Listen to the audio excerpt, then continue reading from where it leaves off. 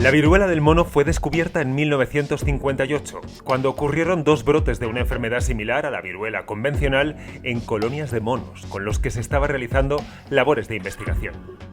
Pero el primer caso humano fue notificado 12 años más tarde, en una aldea de la República Democrática del Congo. Luego fue en la década de los 70 cuando sobre todo empezaron los primeros brotes, fueron niños, y parece que el origen es pues ese contacto con animales de la zona, y la caza, alimentación y contacto con esos fluidos parece lo que favoreció el salto al ser humano.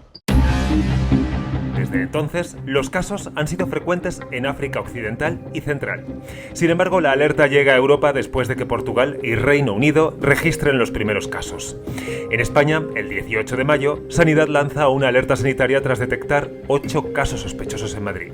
En Canarias afrontan la identificación de los primeros casos en Madrid con bastante preocupación. Ya se pone en marcha la alerta sanitaria y esto exige una máxima atención. Día a día se van confirmando los positivos y España se convierte en uno de los países europeos con más casos, con 2 focos iniciales en Madrid y Gran Canaria. En reacción al planteamiento de que el evento producido en Maspalomas haya generado este brote, es aún totalmente inconsistente. Por ahora es solamente una hipótesis. Si me preocupa por la celebración de los carnavales o cualquier otro evento multitudinario en este contexto, en esta situación en la que encontramos, hay que decir que lo que hay que apelar es a la responsabilidad de la población. Profesor Fernando de la Calle, ¿estamos ante una enfermedad tan contagiosa como el coronavirus? Recordemos que la COVID se transmite vía aérea, ¿no? Como también una gripe, por ejemplo, y no es el caso de la viruela. Es verdad que la viruela del mono puede ir a veces en ciertas gotículas respiratorias, pero no es tan fácil, por tanto no tiene esa capacidad pandémica. Otra cosa, claro, es el aprender que es un virus que entra, ¿no? por primera vez en nuestro sistema sanitario y por tanto no sabemos todavía bien cómo se comportará entre nosotros. El precedente existente con la COVID-19 hace que ahora exista una especial preocupación con la viruela del mono. ¿Estamos ante una posible pandemia? Es importante distinguir entre los síntomas de la COVID y de la viruela del mono. Los síntomas son ligeramente parecidos al inicio. La fiebre, en el caso de la viruela del mono, es una fiebre moderada de 38, 38,5. Sin embargo, en el COVID es una fiebre intensa de 39 y más. La tos seca que aparece en el COVID, no hay tos en la viruela del mono. Importante también es en una segunda fase las erupciones en la piel. Al principio son manchas, después una pápula, después una ampolla y finalmente evoluciona hacia una costra. Una de las ventajas es efectivamente que estamos ante una enfermedad que tiene un buen pronóstico, una enfermedad que tiene una sintomatología leve, bastante más leve de la viruela tradicional. Los casos positivos o probables y sus familiares lo primero que tienen que saber es aislarse para proteger a los demás, aislarse en una habitación, no compartir ropa ni utensilios y tratamiento sintomático. ¿Cuánto dura la infección de viruela del mono? Puede durar 3 semanas, 4 semanas. ¿Durante todo ese tiempo la persona sigue siendo contagiosa? Sí, hasta que el organismo logra vencer al virus. ¿Cuáles son las vías de contagio? ¿Se trata de una enfermedad de transmisión sexual? No, esto es coyuntural. Lo que ha ocurrido en este brote no se había visto antes.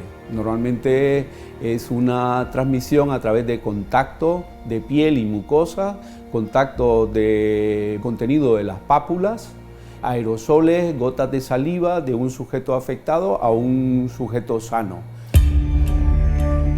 ¿Qué tratamiento existe en estos momentos para las personas que se contagian de viruela del mono? Pues a día de hoy, con lo que conocemos, el tratamiento sería sobre todo evitar las complicaciones. Las más frecuentes son la infección de esas pústulas, la sobreinfección por bacterias de esas pústulas o de esa erupción cutánea, o las complicaciones que pueda haber luego respiratorias, etc. Sí que es verdad que hay algún antiviral que podría ser eficaz. De momento, más porque se han aplicado y da la sensación de que son útiles. En Reino Unido se ha comenzado a vacunar a los familiares más cercanos de los contagiados para frenar en seco el avance de la viruela del mono.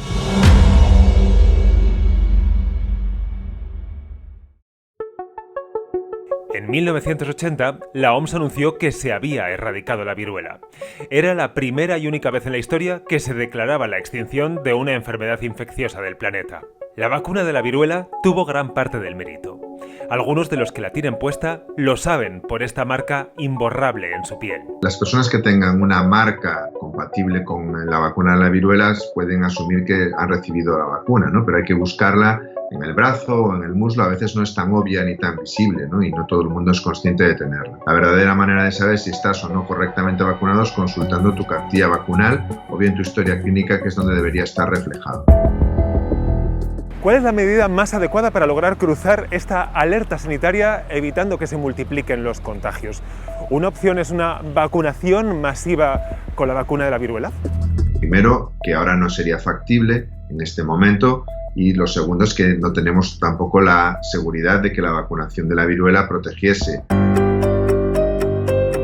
La mayoría de brotes que se han dado en África, hasta el 90% de los contagiados era gente que no estaba vacunada.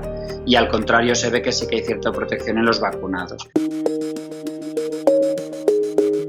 ¿Tenemos dosis vacunales de aquella, de los años 80? Unas 2 millones de dosis las tiene la Agencia del Medicamento. Siempre se han estado fabricando vacunas bajo pedido, porque con el virus de viruela siempre hemos tenido el peligro de su utilización como arma biológica. Importante distinguir entre los síntomas de la viruela, aquella que se superó en los años 80, y de la viruela del mono que tenemos ahora mismo.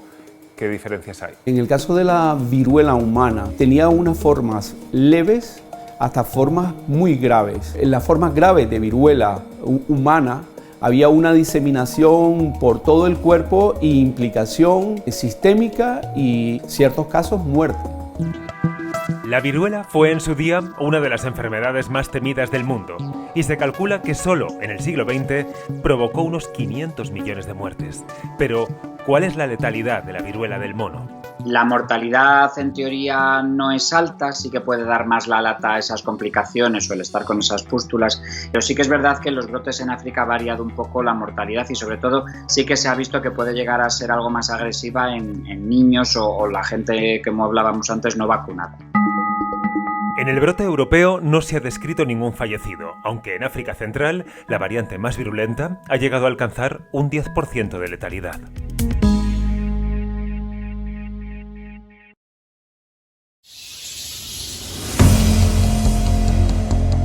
Según la OMS, las enfermedades emergentes derivadas de la zoonosis constituyen el 75% de las surgidas en los últimos 40 años, pero su aparición se ha acelerado en estas últimas décadas. Estas enfermedades, que tienen su origen en un animal y se transmiten a humano, son un serio problema de salud pública en todo el mundo.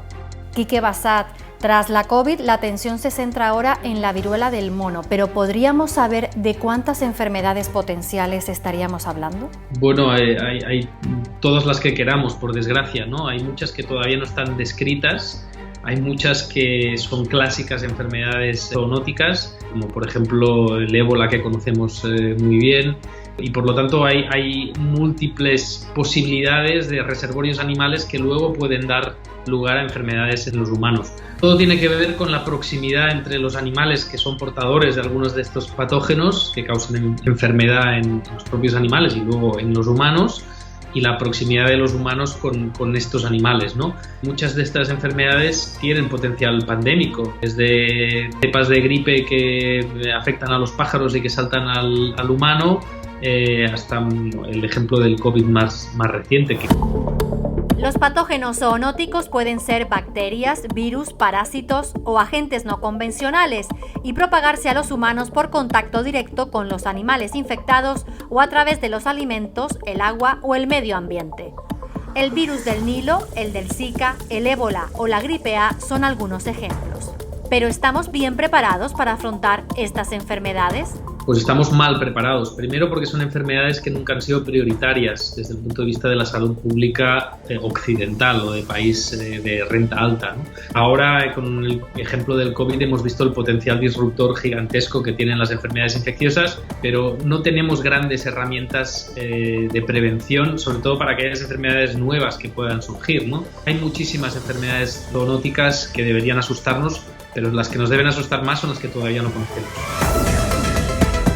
Cualquier zoonosis puede transmitirse y hacerse global en un periodo corto de tiempo, que probablemente tiene que cambiar nuestra visión y sistema de toma de decisiones de salud pública a la hora de anticiparnos ante amenazas emergentes, y que tenemos que tener una visión mucho más global y equitativa de lo que son las amenazas infecciosas. Se calcula que un 75% de la superficie terrestre ya se ha visto alterada por la actividad humana, y esa afectación tiene un impacto directo en la aparición de enfermedades infecciosas. Luis Suárez, ¿qué consecuencias tiene la alteración de un ecosistema natural? La alteración de cualquier ecosistema natural, por ejemplo de un bosque tropical, lo que provoca es que se destruyan esos delicados equilibrios que se han construido a lo largo de siglos de evolución y que mantienen un equilibrio que impide que ciertas enfermedades se transmitan con facilidad a otras especies o al ser humano, ¿no? En los años 70, digamos el 70% de las enfermedades que afectaban al ser humano eran zoonosis, pero en los últimos 10 años hemos subido al 75%. ¿Y por dónde tendrían que venir las soluciones para mitigar el auge de estas enfermedades? Lo primero es entender cuál es el origen del problema y entender ese concepto que nos están intentando transmitir de todos los expertos, que es el concepto de One Health, de una única salud. Entender que la salud del planeta, de los ecosistemas del planeta, está muy ligada a la salud de los animales, tanto salvajes como domésticos, con la salud del ser humano, y que si afectamos cualquiera de los elementos de ese círculo vamos a pagar las consecuencias. La mejor vacuna ante nuevas pandemias es tener una naturaleza sana, y por lo tanto invertir en conservar la naturaleza es invertir en nuestra salud y en nuestro futuro. El mundo tendrá que afrontar nuevas enfermedades. La salud humana, animal y medioambiental cada vez cobran más fuerza para enfrentar futuras crisis sanitarias.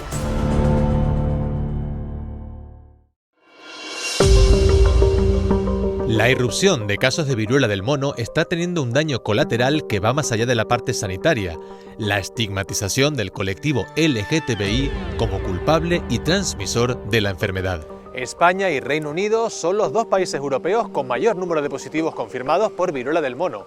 La Agencia Británica de Seguridad Sanitaria ha vinculado la mayoría de estos casos con homosexuales, bisexuales o con hombres que mantienen relaciones con otros hombres, una circunstancia que está generando polémicas conclusiones. Todos son adultos jóvenes y la mayoría son hombres que tienen relaciones sexuales con hombres. Hay que decir que todos los diagnosticados y las sospechas en nuestro caso son hombres. Sergio, cuando ves este tipo de planteamientos, de ideas, de declaraciones, ¿qué es lo que te pasa por la cabeza? Es evidente la irresponsabilidad de algunos sectores de la clase política y en general también de algunos medios de comunicación en relación con el colectivo LGBTI. Esto solo tiene un nombre y es claramente homofobia, es LGBTI-fobia. Se ha desmentido de forma clara, nítida, que este tipo de cuestiones tengan que ver con un colectivo de riesgo en concreto al que se nos está señalando de forma directa. Es una forma muy fácil de estigmatizar, señalar al colectivo por sus prácticas sexuales y por romper determinados roles y tabúes con respecto a la vida sexual, y es una forma indirecta de poder decir ellos son los responsables y que la sociedad tenga un enemigo directo. ¿Qué consecuencias podría acabar teniendo que no se atajen a tiempo este tipo de errores o de bulos con respecto a la viruela del mono u otros ejemplos similares? Que las cotas de libertad que hemos ido ganando y que permiten que podamos tener espacios seguros, incluso también espacios seguros para la fiesta y para la reivindicación, se van a ir perdiendo, se van a ir señalando y nos van a seguir estigmatizando en muchos contextos. Un contexto que recuerda a la etiqueta de epidemia gay que se asoció durante muchos años al SIDA desde la aparición de los primeros casos en la década de los 80. Pero, ¿por qué se produce esta situación? Podríamos decir que es el miedo, pero no basta con que sea miedo.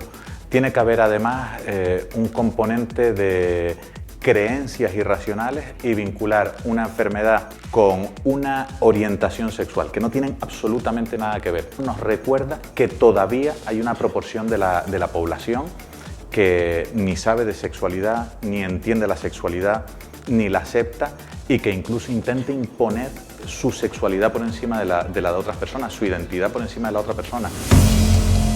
1 de cada 3 de los casos de VIH detectados en Canarias en 2020 se produjo en relaciones entre personas heterosexuales. Sin embargo, el estigma de enfermedad gay sigue señalando al colectivo LGTBI.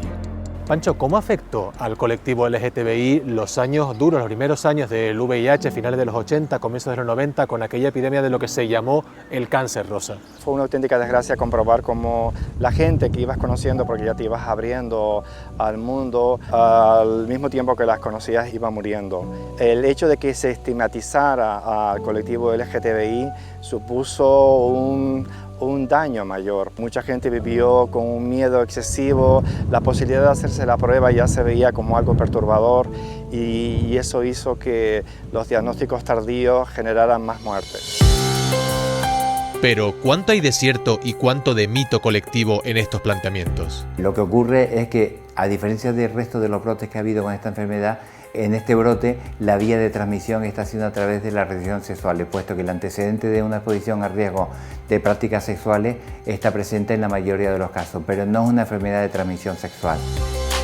Puedo asegurar que no todos los casos están dentro de ese patrón de hombres que practican sexo con hombres. Si un brote de coronavirus se da en un entierro, como así ocurrió en algunos casos, por la masificación que hay en un entierro, concluimos que los entierros son la fuente de dispersión del virus, pues sería absurdo. La prudencia y la investigación serán piezas clave para no incurrir en discriminaciones que hagan retroceder muchos años a los derechos adquiridos y añadan una carga más a la de la propia enfermedad.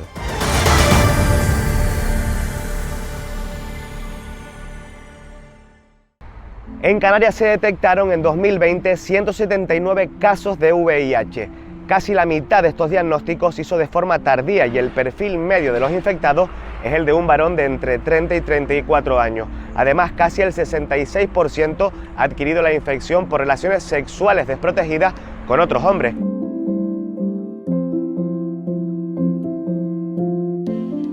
Alfredo Pazmiño, tú eres VIH positivo, además has visibilizado tu infección. ¿En qué momento te notifican a ti que eres seropositivo? Mi historia con el VIH comienza en el año 2011. Fue un diagnóstico rutinario, al cabo de unas prácticas de riesgo pues me hago la prueba y a partir de allí pues los resultados determinan de que tengo anticuerpos para el VIH. Fueron muchos años, yo los recuerdo como una montaña rusa de emociones. Lo primero que se me vino a la cabeza fue el querer llorar, el no saber por qué. Quizá porque uno ante una enfermedad siempre le salta la idea de que te vas a morir, pero esto era completamente diferente. Estábamos hablando de una infección adquirida. Aparece la culpa en la cabeza y miles de otras cosas. Evidentemente cambia tu vida y tu forma de relacionarte con el mundo. ¿En qué momento decides tú visibilizar que eres VIH positivo y qué es lo que te lleva a hacerlo? Cuando nos sentábamos a hablar sobre las políticas de salud, las políticas sanitarias y sobre todo aquello que tiene que ver con la prevención del VIH, yo conocía a otras personas que, igual que yo, eran personas VIH positivas, pero hablaban del VIH en tercera persona. Eso me dolía muchísimo, porque yo también lo estaba haciendo en ese momento. Quise ser honesto conmigo mismo, con mi activismo y con todo lo que podía decir a partir del discurso y empecé a hablar en primera persona. Yo creo que me lleva a decirlo la necesidad de poner rostro, voz y sobre todo normalizar un discurso. Una vez que lo haces público, ¿te encuentras con algún tipo de rechazo en tu vida personal, en algún aspecto de tu vida? Pues yo creo que el rechazo está más en nuestra cabeza. Hablamos de serofobia interiorizada y todas estas preguntas que nos saboteamos nosotros mismos a la hora de pensar que las cosas no van a funcionar del todo bien. Pero cuando yo lo dije no tuve ninguna respuesta en negativo. Hay muchas personas que viven ataques de discriminación, delitos de odio, simplemente porque otras personas saben que son VIH positivas y otras utilizan esto como moneda de cambio para extorsionarlas, para hacerles pasar una vida desastrosa. ¿Cuáles crees que son los principales factores que hacen que la serofobia siga siendo una realidad social en los tiempos que corren? Yo creo que el desconocimiento es importante. Nosotros venimos de una campaña de los 80, de una generación de personas que pensaban que si tenías el VIH te ibas a morir. Actualmente hay muchísimas personas que desde los 80 siguen vivas, pero que han calado delante de ellos durante muchísimos años campañas como el sí da y no da, Alfredo, ¿tú crees que estamos en el buen camino para que a corto o medio plazo el VIH se pueda convertir en una enfermedad erradicada? Vamos por el buen camino, ese es el titular.